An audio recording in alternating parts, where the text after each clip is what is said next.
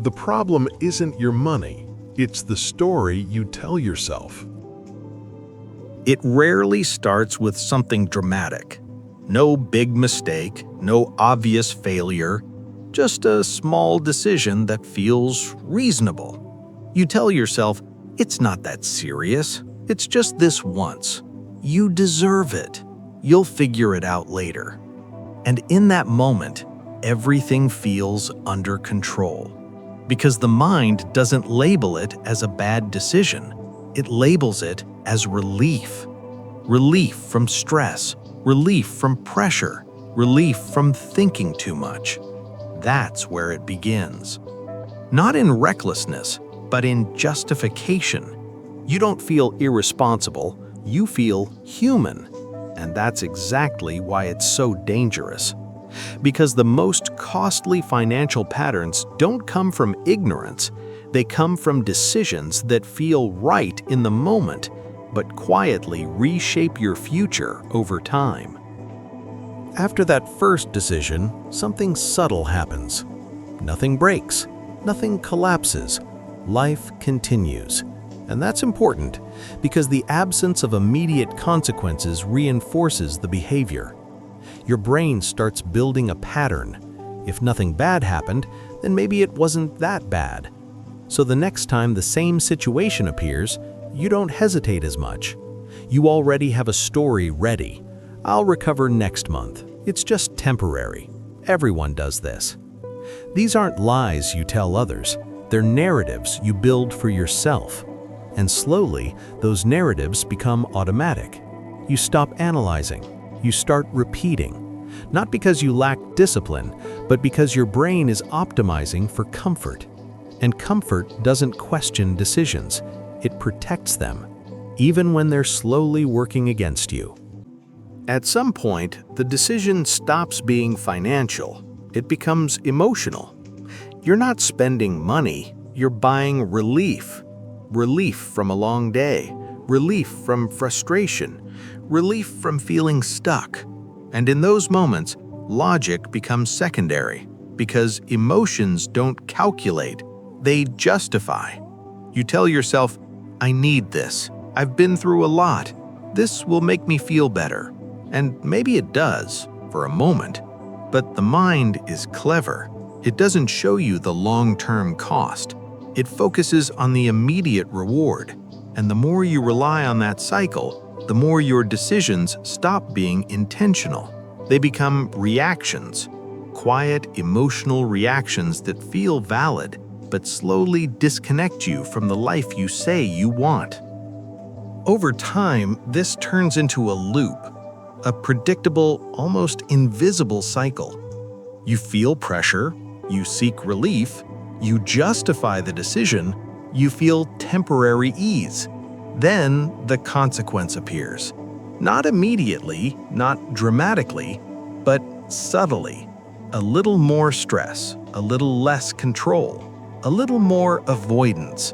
And instead of confronting it, you repeat the cycle. Because now the same behavior that created the problem also feels like the solution. That's the trap. You're not just making bad financial decisions. You're building a system that protects them. A system where discomfort leads to spending, spending leads to stress, and stress leads back to more justification. And the longer this runs, the harder it becomes to see clearly. Because from the inside, it doesn't look like self-sabotage. It looks like coping. It looks like survival. It looks like something you can fix later. But later keeps moving, and the loop keeps closing. At some point, something deeper changes. It's no longer just behavior. It becomes identity. You start to see yourself in a certain way. I'm just not good with money. I've always been like this. This is who I am. And once a behavior becomes identity, it becomes harder to challenge. Because now changing your actions feels like changing yourself. So instead of questioning the pattern, you defend it, you normalize it, you build explanations around it.